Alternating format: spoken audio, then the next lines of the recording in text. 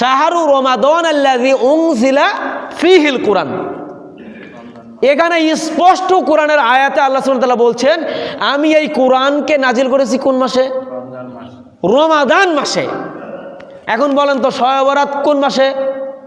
আওয়াজ দেন। শাবান মাসে। মাশাআল্লাহ। শবে বরাত কোন মাসে? শাবান মাসে। আর রমাদান কোন মাসে? রমাদান।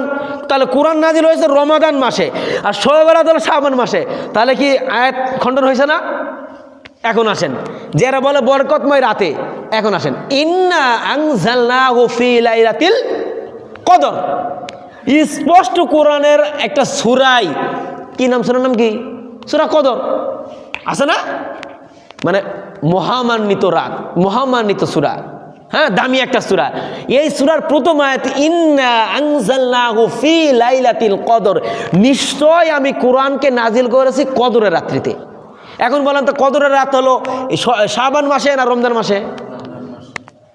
কথা বুঝাতে পারিনি মনে হয়। কদরের রাত কোন মাসে? রমজান মাসে। আবার স্পষ্ট আয়াত আসলো কোরআন নাজিল হয়েছে কোন মাসে? এতগুলো স্পষ্ট, এগুলো কিন্তু ব্যাখ্যা না, এগুলো সাদা তর্জমা। এগুলো কি বলেন তো? সাদা তর্জমা, মানে আয়াতের তর্জমা। এখানে ব্যাখ্যা বিশ্লেষণ গেলে তো আরো মাথা ঘুরে যাবে।